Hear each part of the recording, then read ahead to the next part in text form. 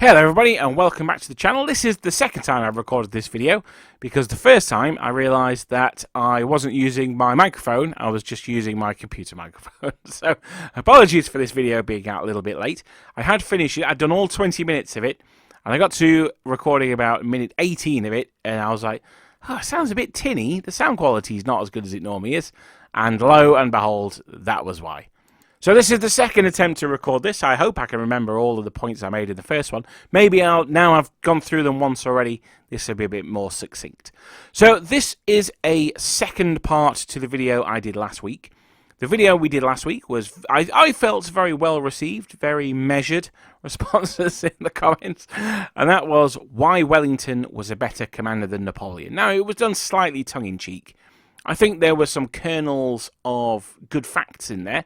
And I think before we go into this part, it's worth me pointing out where the idea for this came from.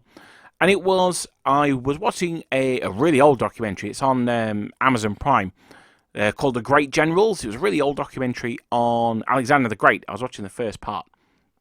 David Chandler's one of the talking heads in it, actually. He's a big name in Napoleonic circles. Anyway. And they were talking about the Battle of Issus. And I was like, well, you know, Alexander, he is a military genius. Everyone knows he's a military genius. But why is he a military genius? What makes him a military genius? And I was like, you know what? I'm going to watch this documentary and find out. So I thought with Napoleon, we often know that Napoleon is, you know, certainly the greatest general of his age. But why? What makes him the greatest general of his age? And how much does that stand up to scrutiny? After all, ultimately, he did lose the war twice. But I thought in this part, we'll go through the reasons that Napoleon was better than the person I would argue was the best Allied general, the Duke of Wellington. So the first thing is himself. So Napoleon wasn't just a general, he was the emperor. He was the emperor, capital T, capital E. He was doing it before 40k even existed. For him, he was both the head of the state and he was the head of the army. He was almost beloved by the army. And it's interesting that I talk about Alexander the Great earlier on. And obviously those other great ancient commanders, a Hannibal or a Scipio or a Caesar. Because, well, it's also interesting as well that Napoleon had a lot of neoclassical symbolism in the arts and things like that that surrounded him both civilly and militarily. The most obvious example of this being the eagle. So Napoleon had a very keen sense of the ancient world, of ancient Rome in particular, and someone like Scipio or particularly Julius Caesar, they often became beloved by their troops. Certainly not worshipped. I mean, there was talk of Julius Caesar trying to make himself king or even a god. No, none of that stuff. But he became their commander. So when French troops marched into attack, they would shout "Vive la France," or similar shouts of war, I guess you could say. But only when Napoleon was on the field would they shout "Vive l'Empereur." And I think that goes to show, you know, that there's almost a totemic effect that Napoleon has. Wellington said that his hat is worth, I think it was 40,000 troops or a division or something like that. And I think he's spot on. The French fighting under the eyes of their emperor were much better than they were not under the eyes of their emperor. For instance, you can contrast the army's performance in Spain with their army's performance in Russia, or maybe even earlier in Austria. So that's the power of the character, the power of will. That's something that Wellington didn't have. Now, that said, the British certainly had a respect for Old Nosey, but I don't think it was the adoration they had for Napoleon. Think particularly of the Guard. I mentioned this in my Imperial Old Guard video, of the man who, when Napoleon came back from Elba, he was dragging out his Old Guard uniform. His wife said, you know, where do you think you're going to? You crippled old man. You can't, like, you know, where are you going? And he just replied, to him. This is the kind of devotion that Napoleon inspired. And that's something that I think the greatest generals do. And it's something that you can transform on the battlefield. Napoleon had very little care for the well-being of his men. Let's be honest. The fact that they didn't live solely off the land. They did have baggage trains, but the fact that they followed the Republican French practice of, you know, living off the land to an extent, certainly more than the British did, certainly more than the countries did in their own lands. There's something else there as well. We may talk about that in a bit. But the fact that they did that, Napoleon once said, "I spend 5,000 lives a day. You cannot defeat me," which is a very Darth Vader thing to say. I quite like that one. He left these men on several occasions. He left these men completely when he fled from Egypt. So he wasn't a particularly great guy to his men, but his men had that adoration for him. So I mentioned a couple of campaigns there, and that's the next part I want to go on to. We said that Wellington was a master in different battlefields. He fought in India, he fought in Spain, he fought in Northern Europe under the Wellington campaign, and then obviously he fought in Northern Europe again in 1815 at the Battle of Waterloo. Now, Napoleon did not have success in such a wide variety of climates. He fought the Spanish in Spain, but they were not great, let's be honest. And he obviously fought the Ottomans and more so the Mamelukes in Egypt. And although he achieved all tactical victories, maybe apart from the Siege of Acre, but he got a load of tactical victories there, he still realistically lost the campaign. So he didn't have the success on a broad number of battlefields that the Duke of Wellington had, by which I mean different climates and things like that. But what he did have was more success against varied enemies. So Napoleon, he fought the Spanish, the Prussians, the Russians, the Austrians, the Saxons. He fought a whole load of different troops, either in coalition or separately, the British, of course. He fought a whole coalition of enemies, either separately or together. And he defeated them all, with the exception of the British. He defeated them all at least once. While the Duke of Wellington, all he had to fight against was the French. That was basically it. Even when he fought the Maharatha War, he was still fighting against troops who had been advised and trained by French officers. The way you defeat an Austrian army is very different from the way you defeat a Prussian army, and which is again very different from the way you defeat a Russian army. So Napoleon, he was able to change his tactics. He was flexible enough and he was skilled enough to know what key would fit which lock when going up against the different armies. I think that's the best way of describing it. And as well as having a lot of different opponents, Napoleon also had a lot of different nationalities within his armies. Even if we don't take the 1812 armies, of which most of his allies were a little bit more of a hindrance and a help, to be honest. I think particularly the Austrians and the Prussians.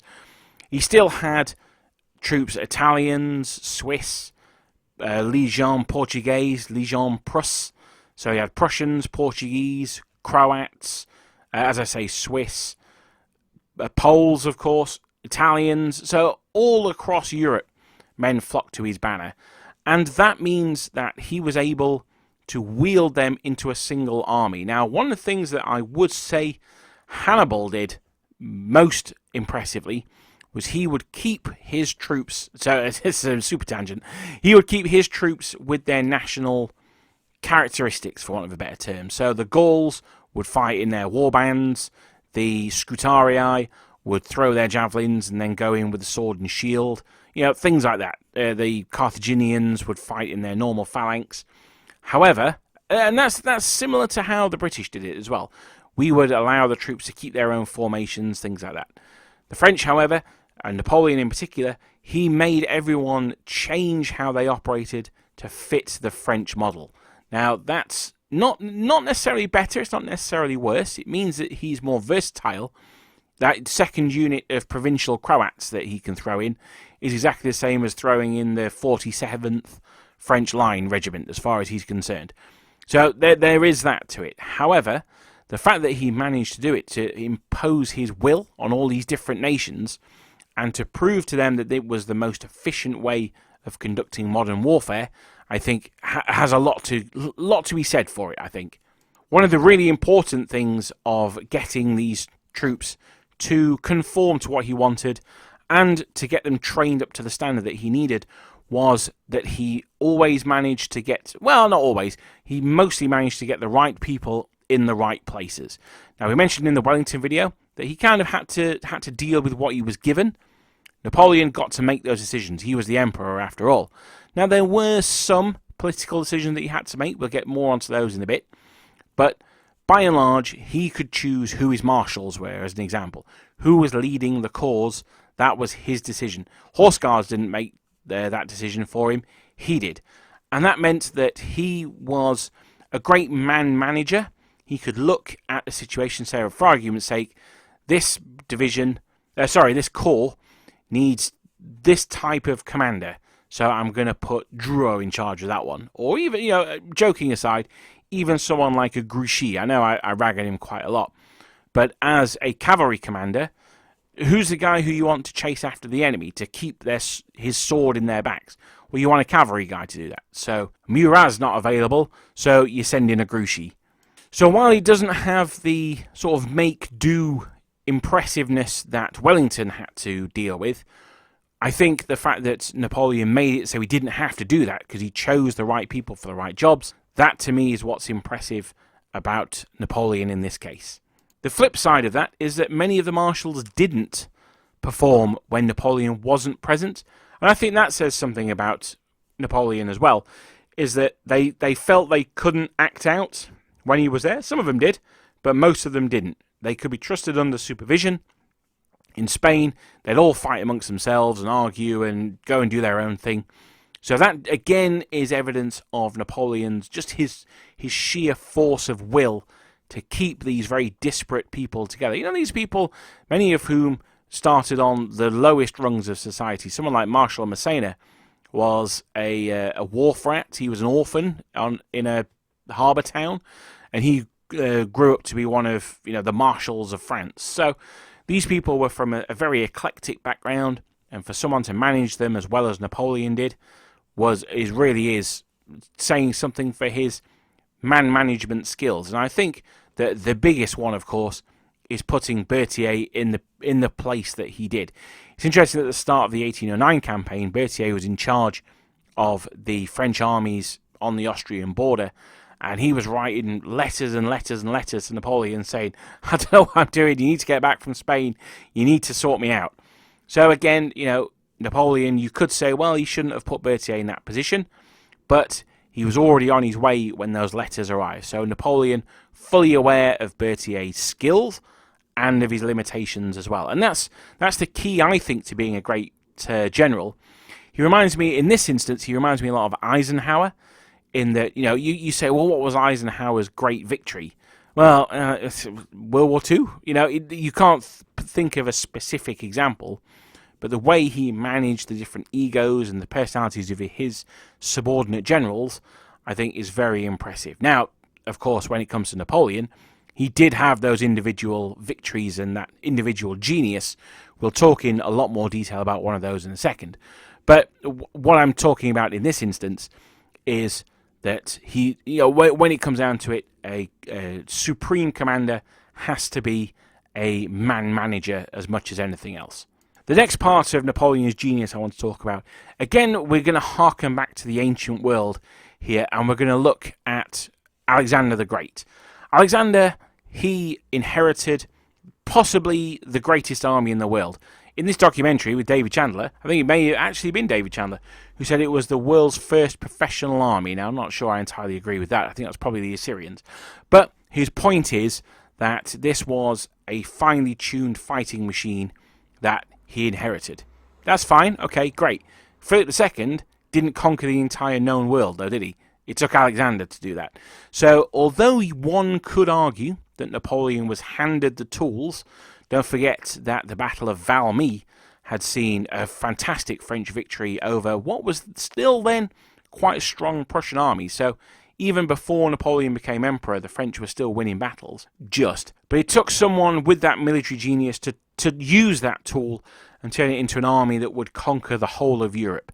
I've often said in many of my videos that I think the 1805 French army was possibly the best army that had ever existed.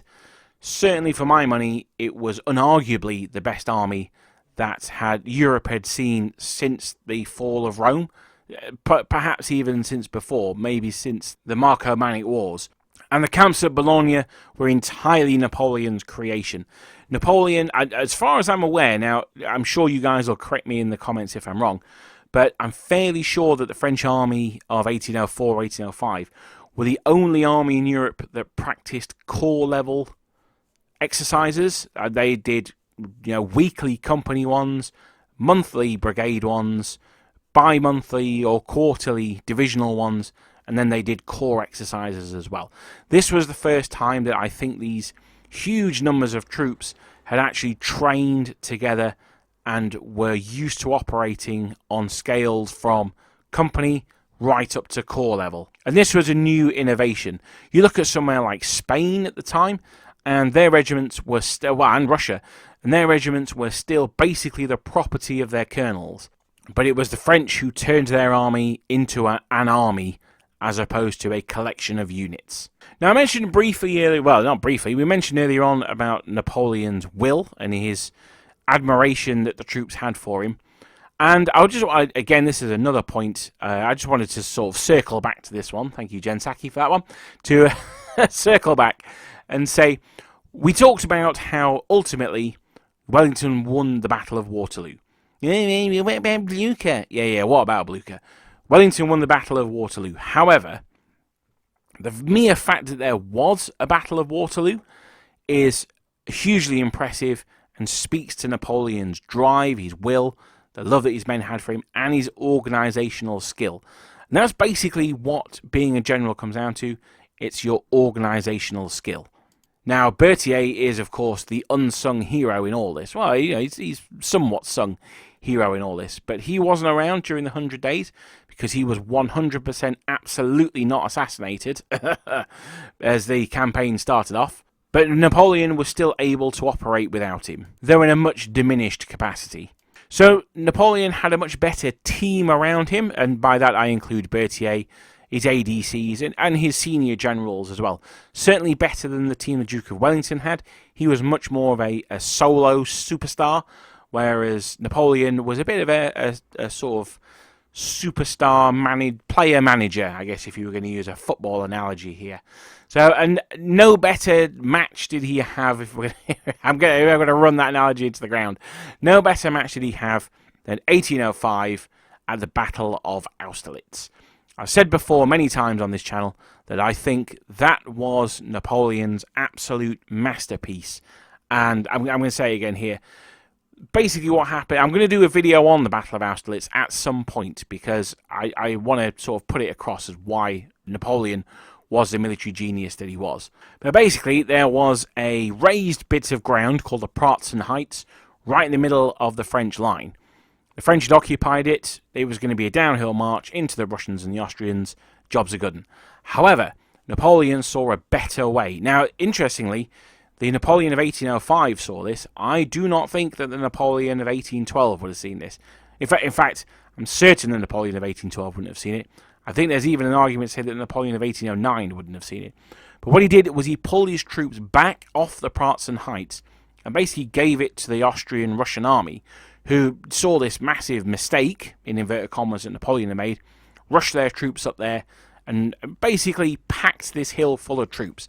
What that meant was that it created a salient, a bulge in the Austro-Russian line, which meant that the French could attack them then from three sides. Okay, going straight up the hill, the Marshal Ney's corps had to do, was not great, but they had your boy Van Damme there, so it wasn't all bad.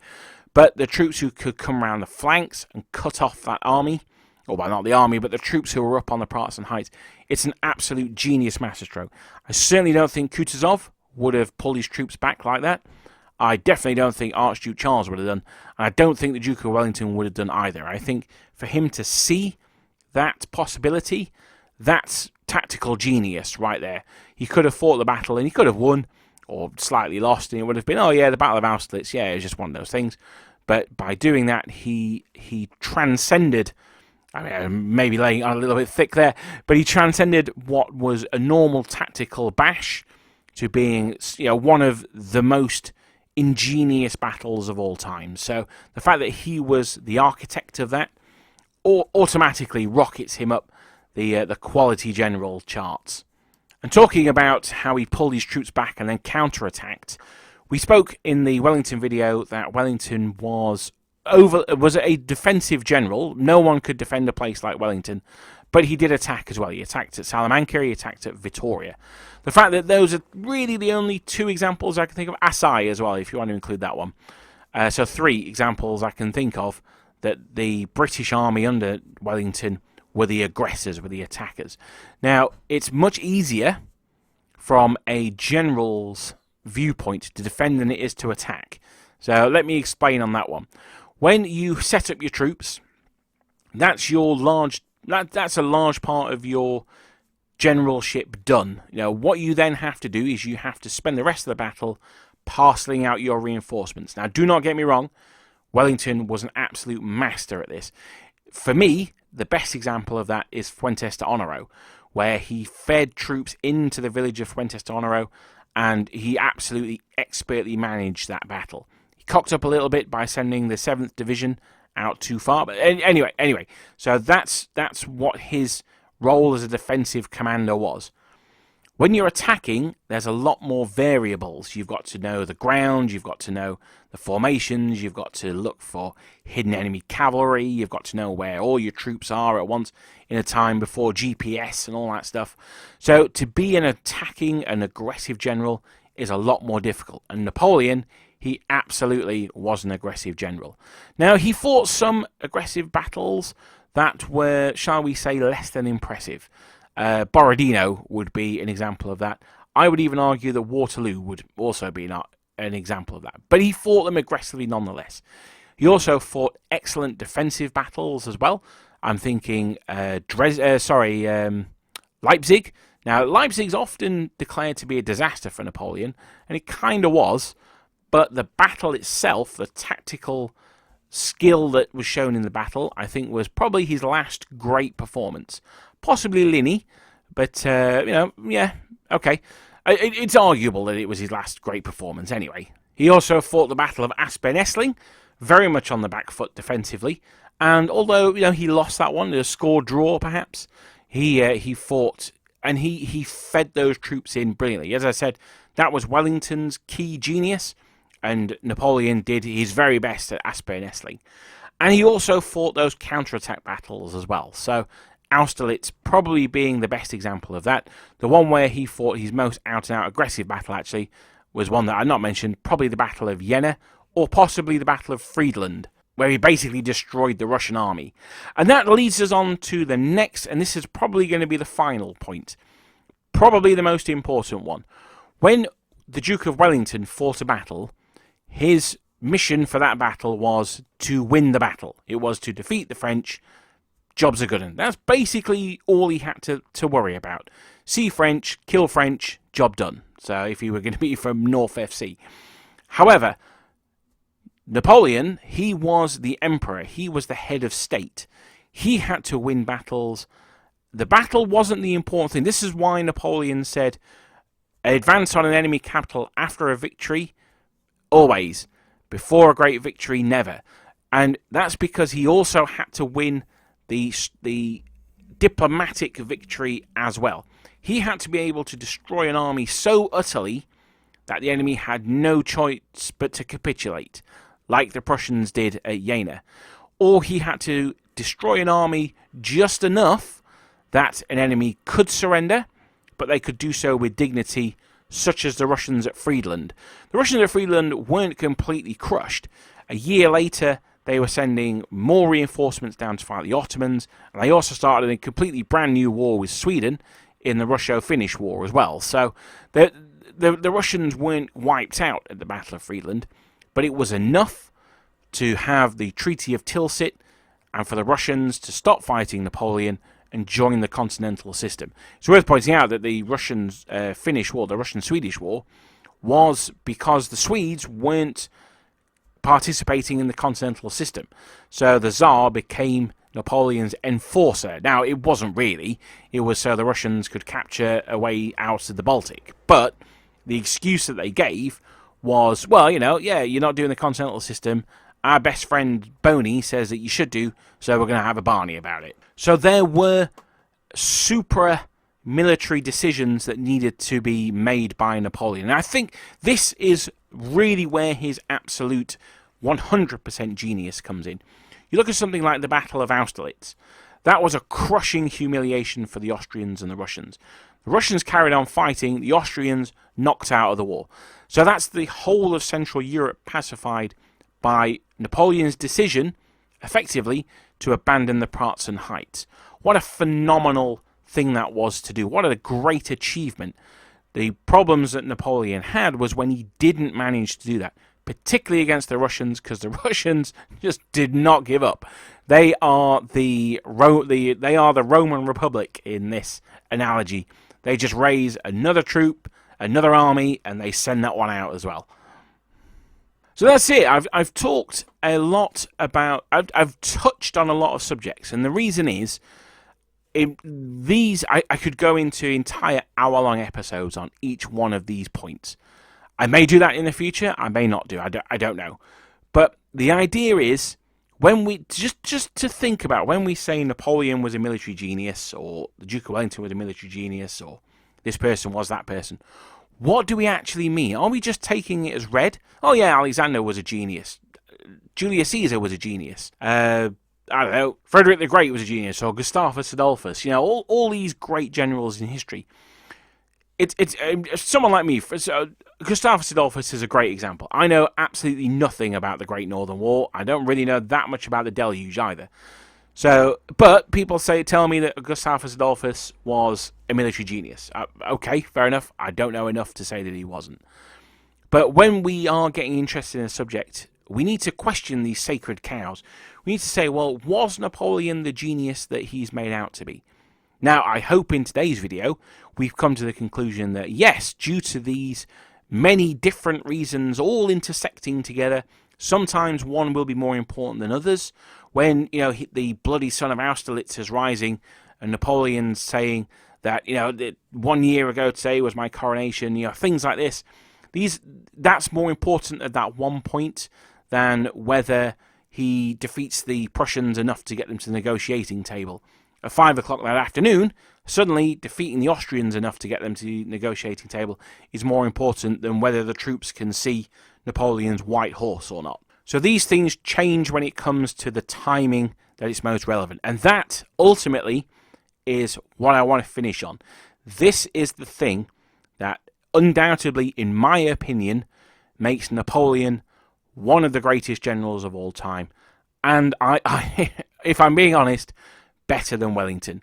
And that, for me, is his sense of timing.